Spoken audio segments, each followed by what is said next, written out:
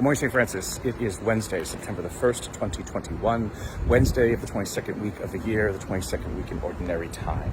Coming to you from another undisclosed location because I had to remember that I'm a Franciscan, and so I had to go someplace to remember that I was a Franciscan. I had to go far away.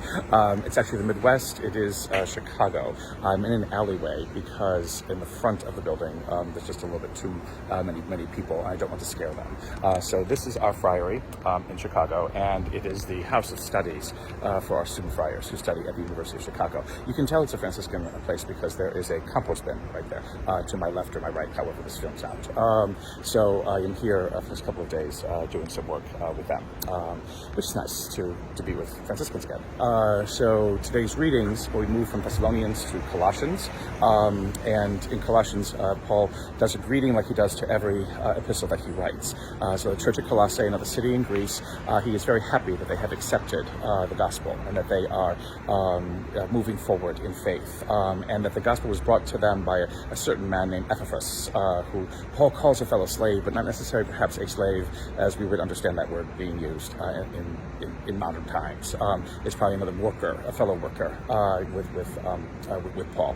Interesting though, that word is often used when Jesus in John's gospel says, "I no longer call you slaves but friends," and so it would seem again that Paul is writing before the Gospel of John was written, which is an interesting little side to think about, within the series of Scripture itself.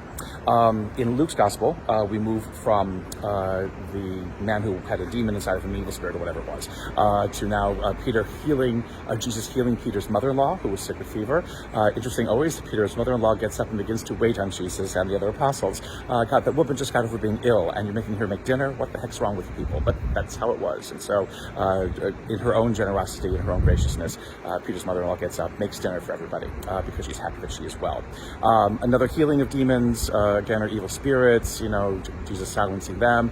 And then basically Jesus says, I need to get on the road because my message is for many more people than you, many more people than just the people of Nazareth and Galilee, which is important because, again, Luke is writing to the Gentile communities, the non-Jewish communities, and bringing the gospel to them in some way. And so for Jesus to say that in Luke's gospel shows that this is not just a message for Judaism, not just for the message for Jewish people, but his gospel is a message that will give life to the world, a life to all people. All people must hear this. And the question is always then, how are we as carriers, how are we as believers, how are we as people of faith, people who help to bring that message, people who help to bring that joy, people who help to bring this love, this understanding, this forgiveness, this peace that is the gospel of Christ to others, because that is always our mission.